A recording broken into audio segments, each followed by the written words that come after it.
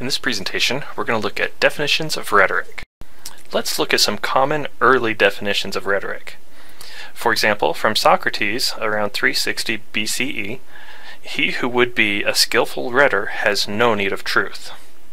Or from Sappho in the 5th century, persuasion is Aphrodite's daughter. It is she who beguiles our moral hearts. And from John Locke in 1690, that power instrument of error and deceit.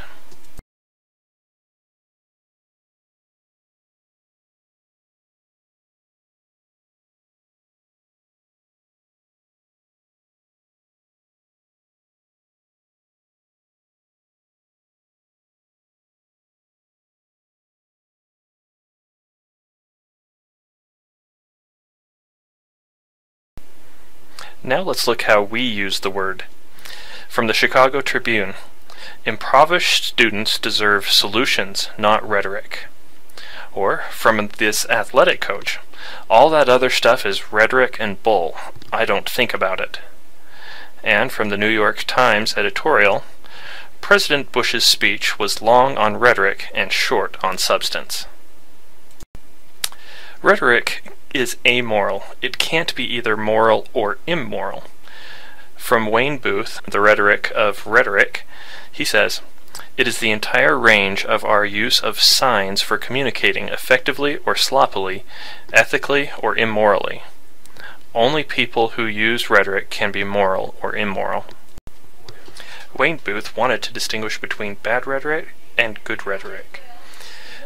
His definition of rhetoric is the whole range of arts not only of persuasion, but also of producing and reducing misunderstanding. He breaks it down into listening rhetoric and rhetoricery.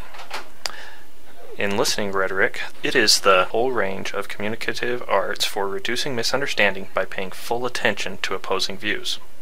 Whereas rhetoricery is the whole range of shoddy, dishonest communicative arts producing misunderstanding along with the other harmful results, the arts of making the worse seem the better cause. Some scholars and thinkers have thought about rhetoric primarily in terms of persuasion. For example, Plato says, "The art of winning the soul by discourse," or Aristotle, "the faculty of discovering in any particular case all of the available means of persuasion." From Cicero, "Speech designed to persuade." Kenneth Burke, "The use of language as a symbolic means of introducing cooperation." And Gerald Hauser, "Rhetorical communication is explicitly pragmatic. Its goal is to influence human choices on specific matters that require immediate attention." Others define rhetoric in terms of human interaction. Rhetoric is the art, practice, and study of human communication. The art of removing misunderstanding. Rhetoric is the mode of altering reality not by the direct application of energy to objects, but the creation of discourse which changes reality through the mediation of thought and action. And lastly, the entire range of resources that human beings share for producing effects on one another. Others define rhetoric as a tool for activism. For example, Charles Bazerman says, "Rhetoric is ultimately a practical study of offering people great control over their symbolic activity to accomplish goals."